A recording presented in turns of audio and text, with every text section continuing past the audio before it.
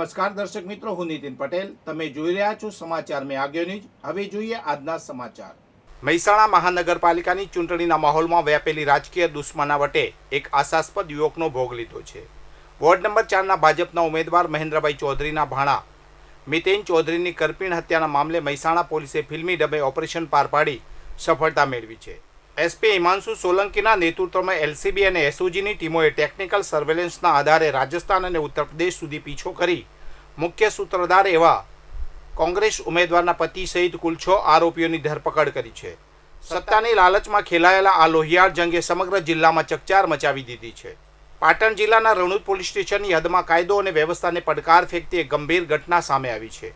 સરવા ગામ નજીક જમ્મુ કાશ્મીરમાં દેશની રક્ષા કરતા એક આર્મી જવાનને 3 શખ્સોએ રસ્તામાં રોકી દારૂની માગણી કરી હતી.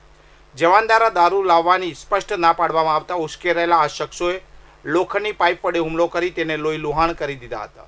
હાલ ઈજાગ્રસ્ત જવાન ધારપુર સિવિલ હોસ્પિટલમાં સારવાર હેઠળ છે, જ્યારે પોલીસે બીએનએસની વિવિધ કલમો હેઠળ ગુનો નોંધી આરોપીઓને પકડવા ચક્રો ગતિમાન કર્યા છે. કડી શહેર નજીક આવેલા કરણનગર રોડ પરથી સતરાલ હાઈવે બાયપાસ પર મંગળવારે રાત્રે એક ભયાનક ઘટના બની હતી, જેમાં એક ચાલુ i10 કારમાં અચાનક આગ ફાટી નીકળી હતી. સદનસીબે કારમાં સવાર લોકોએ સમયસર બહાર કૂદી જઈને પોતાનો જીવ બચાવ્યો હતો, જેના કારણે એક મોટી જાનહાનિ ટળી હતી. આ ઘટનાને પગલે આસપાસના વિસ્તારોમાં ભારે અફડાતફડી મચી ગઈ હતી. મહેસાણા જિલ્લાના કડી પંથકમાં તસ્કરોનો આતંક યથાવત જોવા મળી રહ્યો છે. કડીના કુંડાળ ગામમાં આવેલી અમરધારા સોસાયટીમાં ગત નવેમ્બર મહિનામાં એક બંધ મકાનને નિશાન બનાવી તસ્કરોએ રૂપિયા 1,44,500ની મત્તા ચોરી કરી ફરાર થઈ ગયા હતા. મકાન માલિક પરિવાર સાથે રાજસ્થાન પ્રવાસે ગયા હતા તે દરમિયાન આ ઘટના બની હતી. જોકે કામની વ્યસ્તતા અને દાગીનાના બિલ શોધવામાં સમય લાગતા ભોગ બનનાર પરિવારે ઘટનાના 4 મહિના બાદ એપ્રિલ 2026માં કડી પોલીસ મથકે વિધિવત ફરિયાદ નોંધાવી છે. બનાસકાંઠા જિલ્લાના દાંતા તાલુકાના કાસા પાતાળિયા ગામે રાજકીય દ્વેષનો એક ચોંકાવનારો કિસ્સો સામે આવ્યો છે.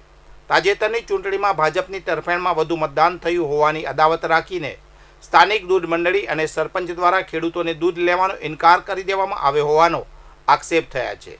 કોઈપણ પૂર્વ નોટિસ વગર રોજીરોટી છીનવાઈ જતા રોષે ભરાયેલા પશુપાલકો રાત્રિના સમયે દૂધના કેન ભરીને ન્યાયની માંગ સાથે દાંતા પોલીસ મથકે દોડી ગયા હતા, જેને કારણે સમગ્ર પંથકમાં ચકચાર મચી ગઈ છે.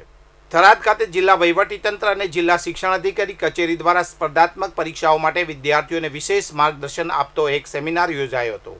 આ કાર્યક્રમ કલેક્ટર જે.એસ. પ્રજાપતિના અધ્યક્ષસ્થાને યોજાયો હતો. આ સેમિનારમાં સ્લેટ, જી, નીટ જેવી મહત્વપૂર્ણ સ્પર્ધાત્મક પરીક્ષાઓ અંગે નિષ્ણાતો દ્વારા વિદ્યાર્થીઓને વિસ્તૃત માહિતી અને માર્ગદર્શન પૂરું પાડવામાં આવ્યું હતું.